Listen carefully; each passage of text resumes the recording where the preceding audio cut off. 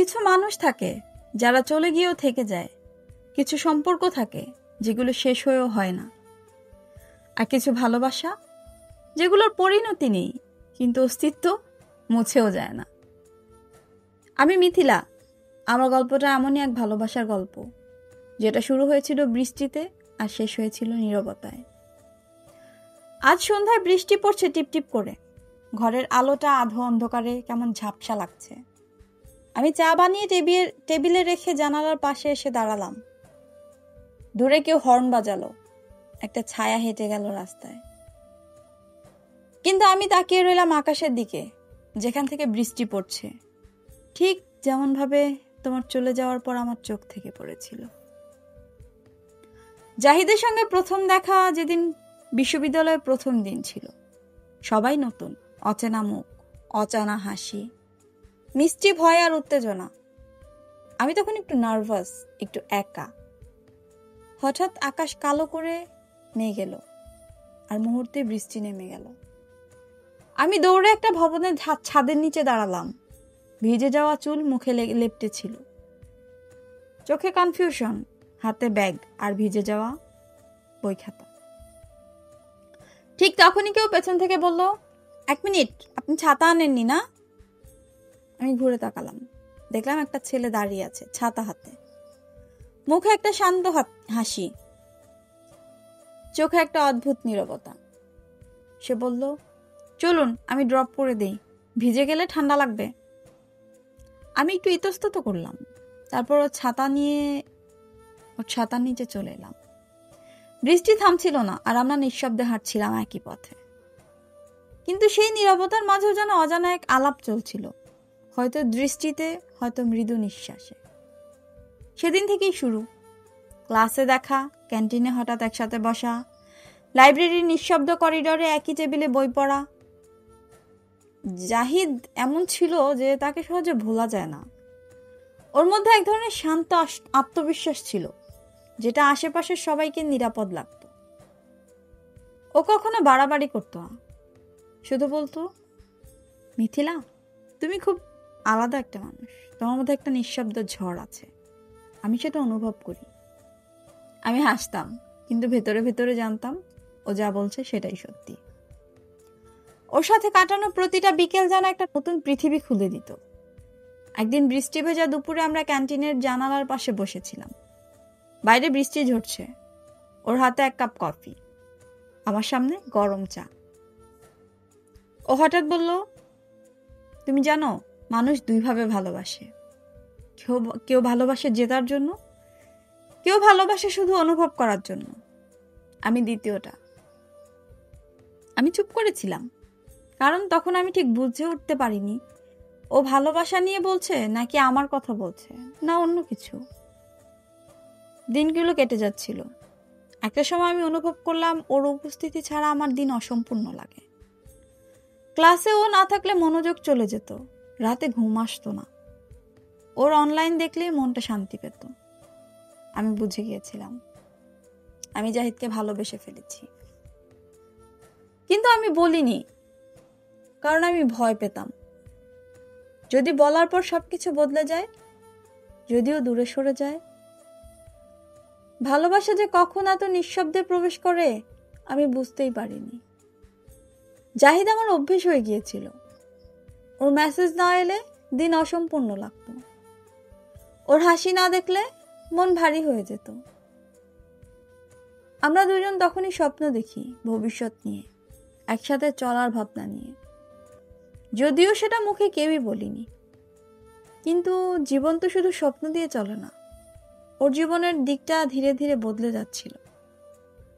একদিন বিকেলে জাহিদ বলল, আমার একটা বড় সুযোগ এসেছে, বিদেশে জব অফার পেয়েছি, হয়তো অনেক দিনের জন্য চলে যেতে হবে। ওর চোখে আমি দেখেছিলাম একসাথে উত্তেজনা আর অপরাধ বোধ। আমি কিছু বলিনি, শুধু হাসলাম আর বললাম, ভালো তো, স্বপ্ন পূরণ হতে যাচ্ছে তোমার।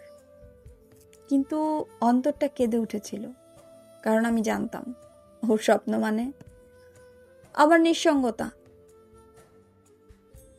ও চলে যাওয়ার আগের দিন আমার সাথে দেখা করতে ডেকেছিল, একটা পুরনো ক্যাফেতে, যেখানে আমরা প্রথম একসাথে বসেছিলাম। ওর হাতে একটা ছোট্ট নোটবুক। বলল, এটা তোমার জন্য, এখানে আমার কিছু লেখা আছে, আমাদের টুকরো টুকরো গল্প। আমি হাসতে পারিনি, শুধু তাকিয়েছিলাম ওর মুখের দিকে। ও বলল, জানো, কখনো যদি খুব কষ্ট পাও এই পাতাগুলো পড়ো। আমি থাকবো না, কিন্তু তোমার মধ্যে আমি রয়ে যাব। ওর কথাগুলো বুকের ভেতর পাথরের মতো পড়ছিল। আমি চুপ করেছিলাম, চোখে পানি জমে উঠেছিল। ও আলতো করে বলল, কেঁদো না মিথিলা, তুমি শক্ত মেয়ে, আমার বিশ্বাস তুমি একা থাকতে পারবে। কিন্তু কে জানতো চলে যাওয়ার পর আমি আর আগের মতো থাকবো না। পরদিন সকালে বিমানবন্দরে ওর পরিবার এসেছিল। আমি গিয়ে দাঁড়ালাম দূরে, নিঃশব্দে। ওর চোখে চোখ পড়লো এক মুহূর্তের জন্য। ও হয়তো দেখেছিল আমার কাঁপা ঠোঁট, কিন্তু কিছু বলেনি, শুধু মাথা নিচু করেছিল। ওর প্লেনটা আকাশে উঠলো। আমি আকাশের দিকে তাকিয়ে থাকলাম যতক্ষণ না একটা ছোট বিন্দুতে মিলিয়ে গেল ওর অস্তিত্ব। সেদিন বুঝেছিলাম, বিচ্ছেদ মানে কারো চলে যাওয়া নয়, এটা হলো নিজের ভিতর থেকে নিজেকে হারিয়ে ফেলা। আজও মাঝে মাঝে ওর ছায়া দেখি। চোখ বন্ধ করলে মনে হয় ঠিক পেছনে দাঁড়িয়ে আছে, বলছে, ভয় পেও না, আমি আছি। আমি জানি ও নেই, তবুও বিশ্বাস করতে ইচ্ছে করে। ভালোবাসা কোথাও না কোথাও রয়েই যায়। সময় বলে সবকিছু ভুলিয়ে দেয়, কিন্তু তারা কখনো বলে না ভুলে যাওয়া আর মানিয়ে নেওয়া এক জিনিস নয়। আমি এখন মানিয়ে নিই, কিন্তু ভুলে যাইনি। আজ 3 বছর কেটে গেছে। জাহিদ নেই, কিন্তু ওর রেখে যাওয়া ছায়া আছে। ঘরের দেয়ালে, বইয়ের পাতায়, আমার নিঃশব্দ নিঃশ্বাসের ভেতর, লাইব্রেরির দেয়ালগুলোয়।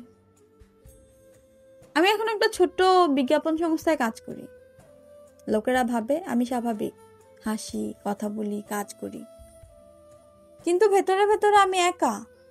প্রতিদিন সকালে চোখ খুলে মনে হয় আজও একটা দিন শুরু হচ্ছে, যে দিনটাতে জাহিদ আমার পাশে নেই। ওর যাওয়ার পর প্রথম 6 মাস আমি কারোর সঙ্গে ঠিকঠাক কথা বলিনি। ইউনিভার্সিটি যেতাম, ফিরতাম, দরজা বন্ধ করেই কান্না করতাম। ওর দেয়া নোটবুকটা প্রতিদিন পড়তাম। ও সেখানে লিখেছিল, যদি কোনোদিন তোমার মন খারাপ হয় তাহলে মনে রাখো, কোনো এক জাহিদ আছে যে দূর থেকে তোমার জন্য প্রার্থনা করে। সেই লাইনটাই যেন আমার জীবনের অংশ হয়ে গেল। আমি কখনো প্রার্থনা কিছু চাইনি, শুধু বলেছি, যেখানে থাকো ভালো থেকো।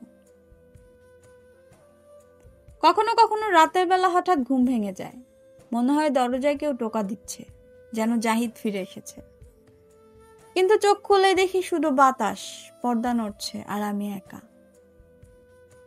একদিন অফিস থেকে ফিরলাম, মোবাইলে একটা অপরিচিত নম্বর থেকে কল এলো। ওপাশের কণ্ঠটা কিছুটা পরিচিত লাগছিল। হ্যালো মিথিলা। আমার বুকটা ধক করে উঠল। কণ্ঠটা যেন জাহিদের মতো, কিন্তু না, জাহিদ নয়। ও ছিল জাহিদের ছোট ভাই রাফি। বলল, ভাইয়া এখন কানাডায়, তোমার নম্বর পেয়েছি ওর পুরনো নোটবুক থেকে। আমি স্তব্ধ হয়ে গিয়েছিলাম। জিজ্ঞেস করলাম, সে ভালো আছে তো? রাফি চুপ করেছিল কিছুক্ষণ, তারপর বলল, ভালো আছে, কিন্তু চুপচাপ হয়ে গেছে।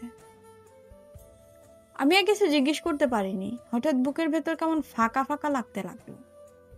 ও চুপচাপ হয়ে গেছে, আমিও তো ঠিক তাই হয়েছি।